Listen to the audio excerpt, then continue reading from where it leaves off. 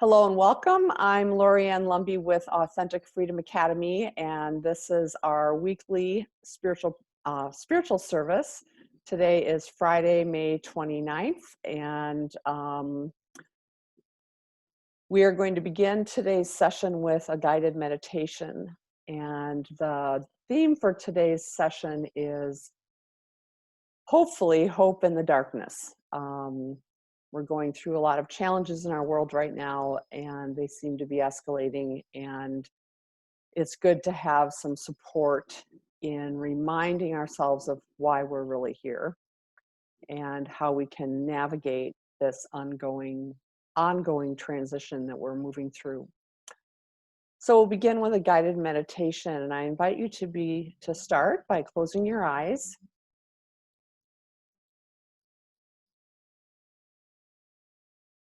And the intention of this meditation is to give us all an opportunity to connect with and deepen in our awareness and relationship to and connection with our highest self.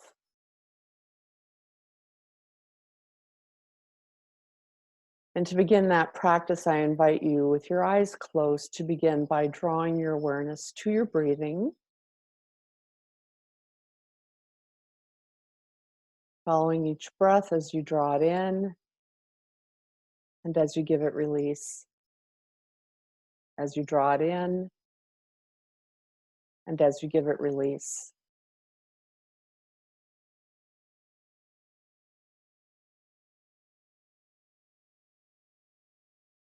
Allowing the rhythm of your breathing to bring you into this present moment.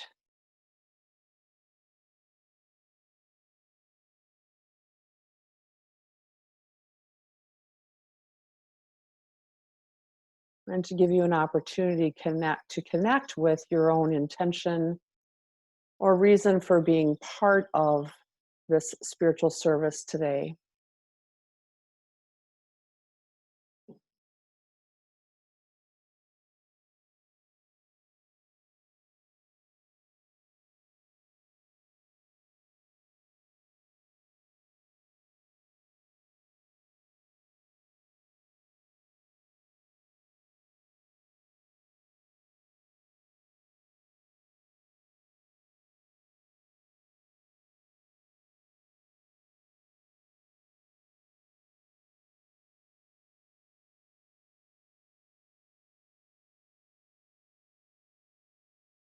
As you continue with your eyes closed and maintaining that restful, calming breath, I invite you to draw your awareness, your inner gaze, into the center of your heart.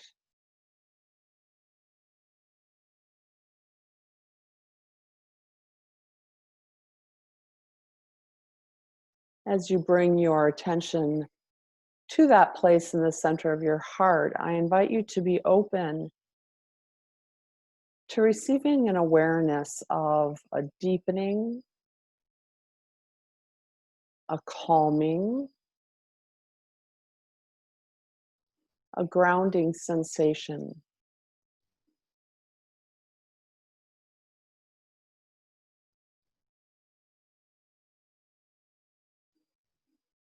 Allowing yourself to feel within the center of your heart an awareness of warmth, of peace,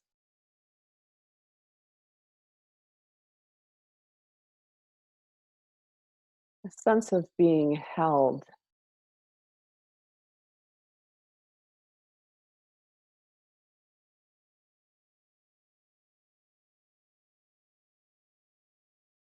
Sense of comfort, love, and contentment.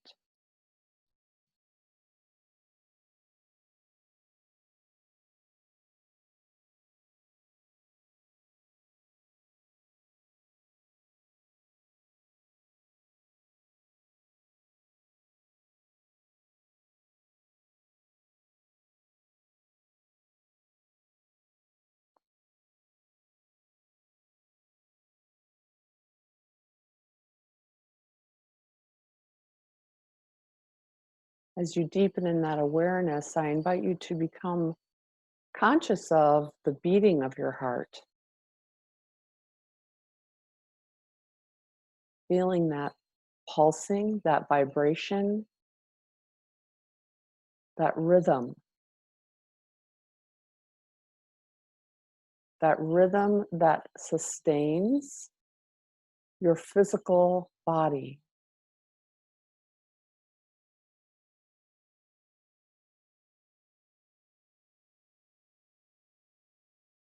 Being conscious of the heart as pumping that life-giving blood through your veins, filling your being with oxygen and life.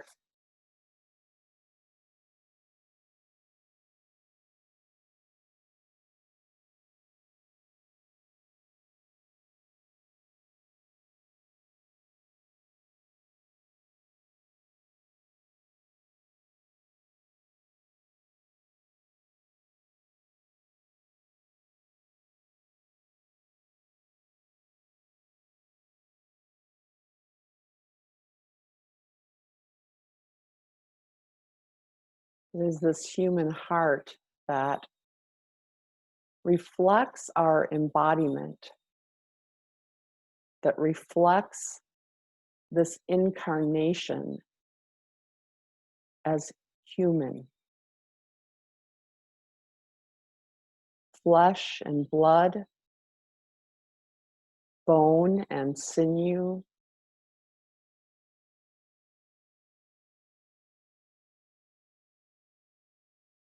this living, breathing organism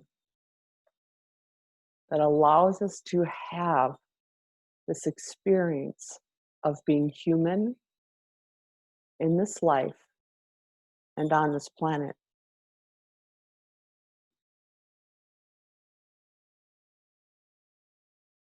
This is our physicality,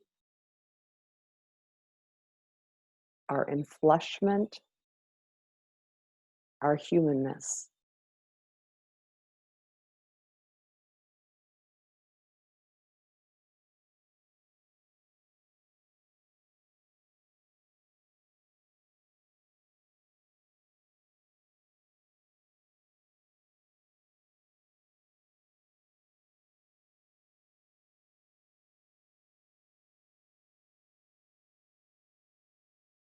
I now invite you to move even deeper within that connection in your heart space,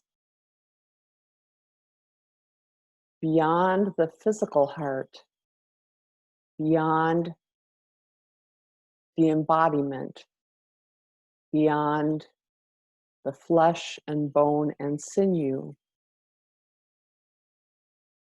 drawing your awareness, your inner gaze beyond the heart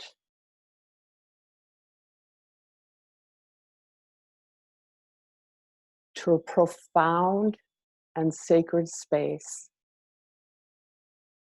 that you might envision as behind your heart.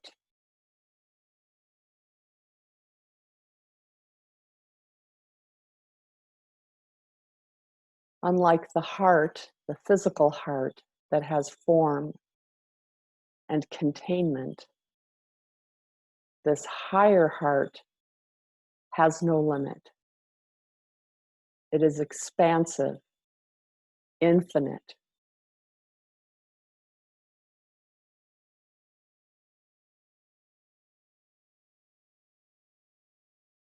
This higher heart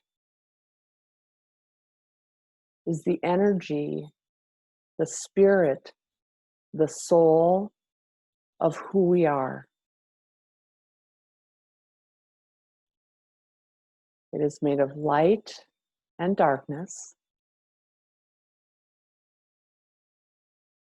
And for our purposes here today, I invite you to envision it as a brilliant, white, star-like presence.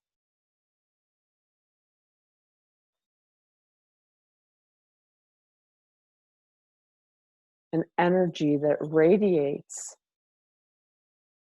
within you and expands beyond you. It is an energy and a spirit that is within time, but also timeless.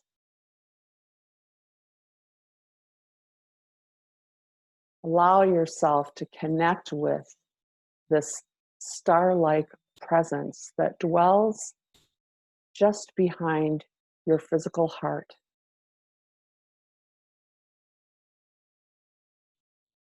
Feeling that energy uplifting you,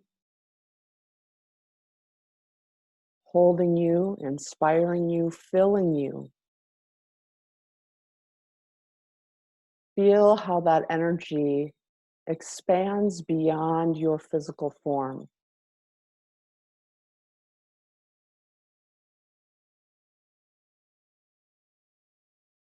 Experience how that energy is anchored in the center of your being, but moves out and beyond you. Allow yourself to feel the vibration of that energy, to feel it lifting you,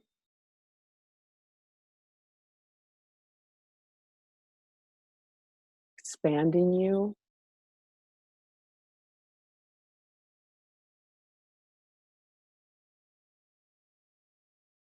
and allow yourself to begin to understand the limitless nature of this true self, this higher self,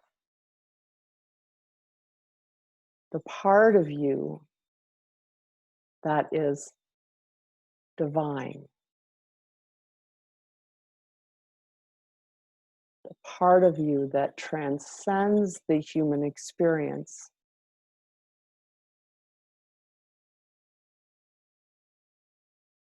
the part of you that is infinite.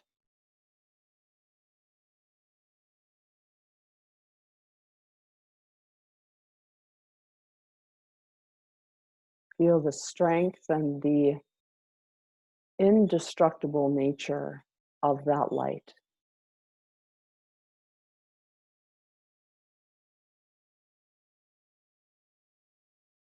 And I invite you to remain in silence for a few moments as you allow yourself to continue to connect with that energy. And if you feel yourself distracted or your mind wandering, simply bring your awareness back to the origin of that light just behind your physical heart and feeling its enfolding and uplifting presence.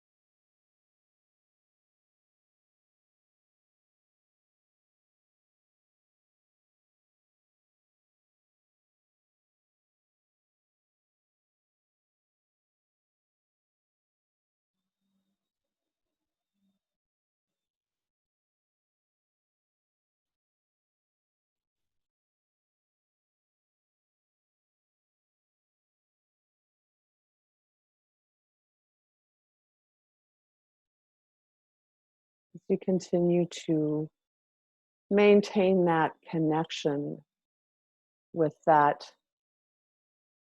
higher heart, higher self within you. We are reminded that this is our true and original nature.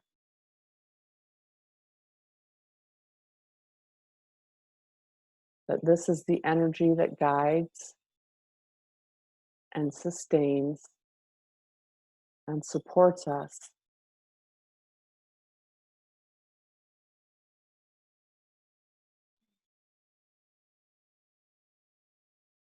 This is the energy that carries our purpose and our mission in this life.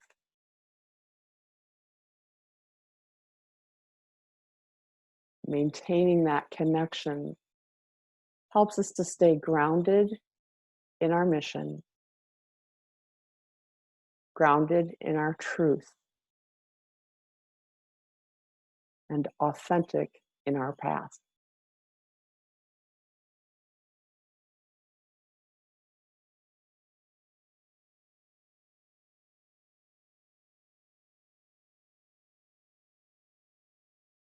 I invite you to gently and slowly bring yourself back to this circle, this state of consciousness. And we'll begin the theme of today's session. As I was sharing before officially beginning the gathering, we had a gathering Wednesday evening, and it was a heavy gathering. Was, I think, the day after the events in Minneapolis and the death of George Floyd, and there was a lot of heavy discussion, necessary heavy discussion, because we are living in a time of profound upheaval. And there is a weight that accompanies that, especially for everyone, but especially for those of us that are here to help support this transition that we're moving through. And we left the gathering on, I don't want to say a low note, but one of the women said, "That was the worst call ever." And it was, because it was very heavy. And there's a lot of things being stirred in our world and being brought to light. And it's very easy to get caught up in that and to forget why we're here. And what's really been in my heart the last several days is that this really is the world that we know it is dying. And it continues to die, and it continues to die loudly. And it seems to be getting louder and heavier and more chaotic and more confusing. And it's appropriate to grieve the loss of the dying world, to grieve the loss of what we have known. And it's normal and natural to feel discomfort in the face of the unknown. As I've said a million times before, that which is built on fear, power, and control is destroying itself. And as that's been happening, the veils have been falling or torn away, meaning that those things that we have hidden under the rug, or, well, swept under the rug, or tried to ignore or deny or pretend aren't real, are showing themselves ever more loudly. And the murder of George Floyd in Minneapolis is the perfect example of how racism is still very present in our world. And we continue to ignore the cries of those that are being oppressed and have been oppressed, and how many more deaths have to happen before justice is served. And I don't mean that from a punitive justice perspective. I'm talking about righting centuries of wrong. How do we eliminate racism in a culture that was founded on the backs of slaves? How do we eliminate racism in a culture that continues to ignore its own shadow? And how do we eliminate, or rather, how do we heal and transform all the many aspects of the American shadow that have not yet been identified or dealt with? And as these shadow pieces continue to show themselves,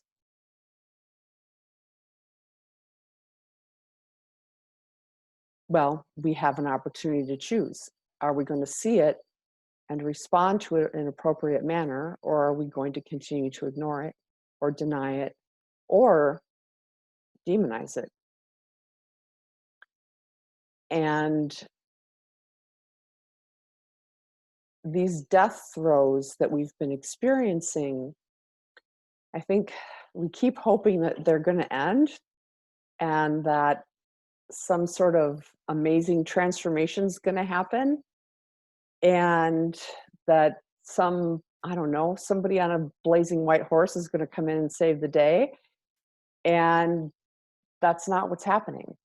Instead, it's becoming more and more chaotic, more and more loud, and more violent. And I don't think that this is going to end anytime soon. So, that being said, it's difficult, number one, to be an empath in the middle of all of this because we're feeling it. And it's difficult to be a human being watching the destruction of everything that we've known. And yet, this destruction is necessary, important, and is ultimately leading to something better. But we have to be in the midst of the pain first. We have to be in the midst of the struggle before the new can begin to come to light. And it's easy to become disheartened. It's easy to become discouraged. It's easy to despair. It's easy to get caught up in the chaos. And, one really simple example is all the arguments that happen on Facebook. Last week it was about masks. This week it's about rioting. And I'm of the belief that rioting is a symptom of grief. It's an expression, to borrow from Martin Luther King, it's an expression of a culture that's been unheard. And while I don't condone violence, I understand the motivation behind the actions. I understand the frustration, the anger, the fear. To live in a world where your needs are continually unheard, where you're condemned or criticized for asking for your needs to be met. And this is a matter of basic human dignity and basic human compassion, both of which we seem to lose sight of in this culture. So again, it's easy to despair. It's easy to get caught up in it. And what I want to offer today is, instead of despair, a reminder and hopefully, message of hope. Um, this is why we're here. We are here to be witness to the dying world. But we are not here to participate in that death. We're not here to try to stop the death. We're not here to prevent it. And as I was directly told, I don't know, 3 months ago, we are not here to be hospice for that dying world. Instead, our mission, the mission of that brilliant starlight, bright white light that is our true nature, is to be here as beacons of the new world, to be here as a promise of hope. Right now, to be here, thank you, Holy Spirit, to be here as the seeds of that new life.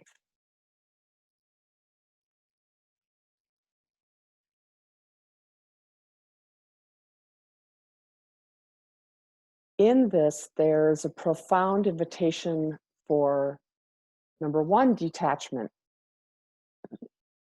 And detachment is a discipline and something that I know I have to remind myself of over and over and over as the dying world gets louder and louder and louder.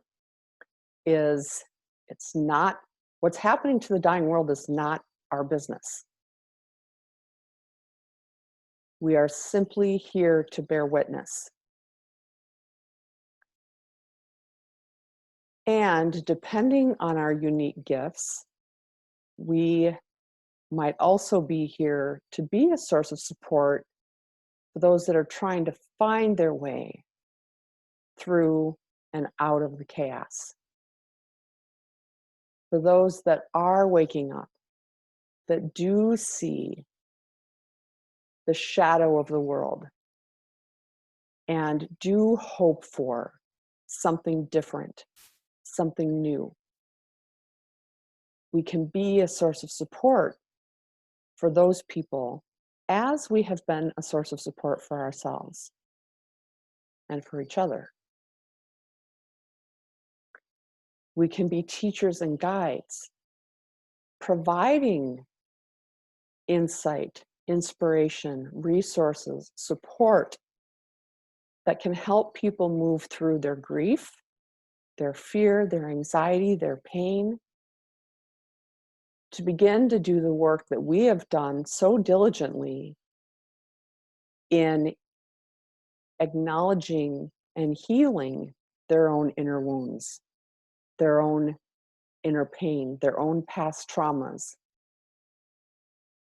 We can be that support, but it's not our job to be involved in the dismantling. The world is doing that fine enough on its own. It doesn't need our help because that's not why we're here. We are here to be the seeds, the beacons, the hope for a new and better and different world. So when we find ourselves distracted by the chaos, when we find ourselves swept up by it, when we find ourselves despairing, discouraged, disheartened, we're invited to remember who we really are. We're invited to remember why we are really here and what our true mission is.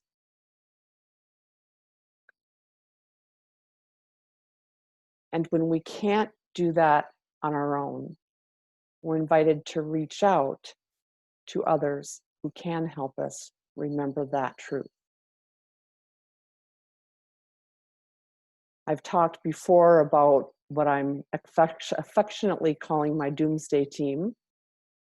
And those are the people that I reach out to when I'm hitting the wall, when I find myself spinning out because of the chaos in the world, or feeling it too heavily, or beginning to move into despair, or feeling insane because why am I having this anxiety when I personally don't have anything to feel anxious about? Or why am I feeling vertigo today? Or nauseous, or having light sensitivity, or whatever other bizarre things that can show up when the world is in distress. I invite you to do the same. I'm happy to be part of your doomsday team for those that are here and those that will join remotely. And if that doesn't speak to you, then find your own. You know, those of like mind, those you trust, those that you care for and care about, and you know that you speak the same language.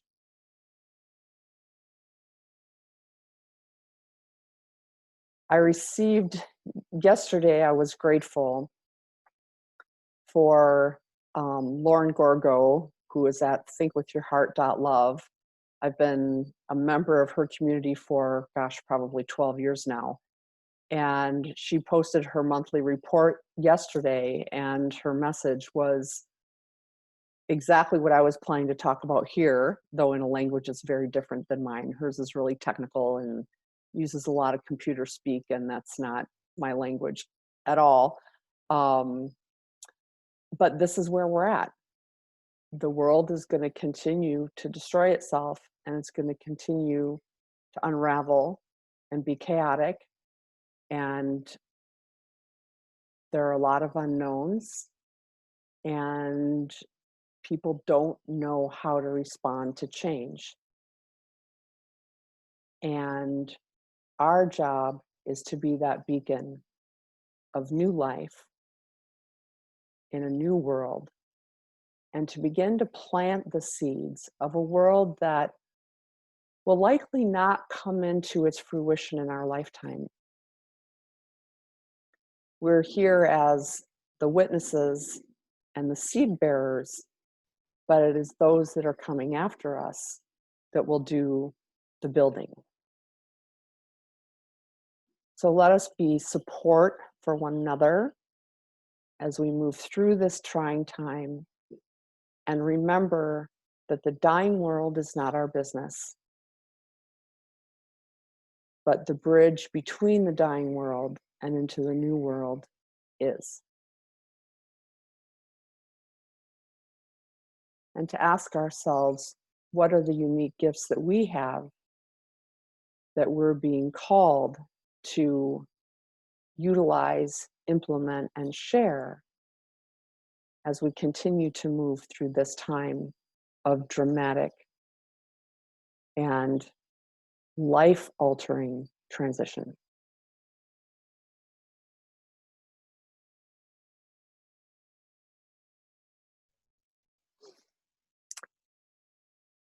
Thank you for your sharing and participation today, and for being part of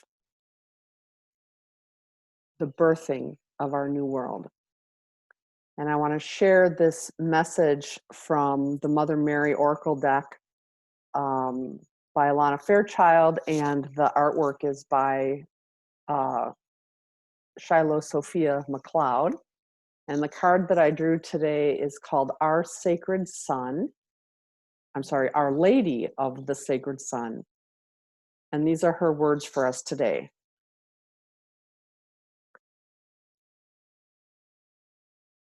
My beloved Son, my Christ light, lives in your hearts. For you are the sons and daughters of love.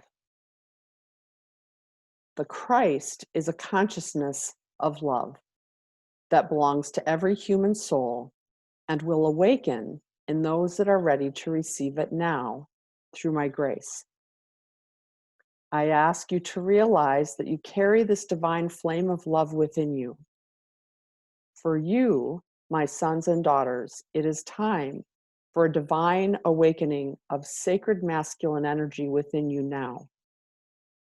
Just as I birthed the Christ child through love, so too will you birth enlightened, divine, masculine energy through the love and power of the divine feminine now. This is your time for sacred birth.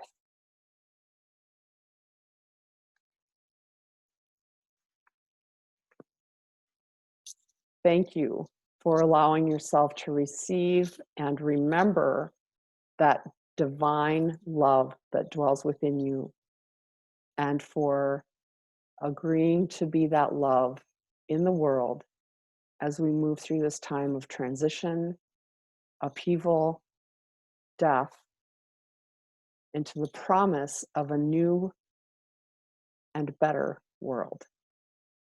Thank you.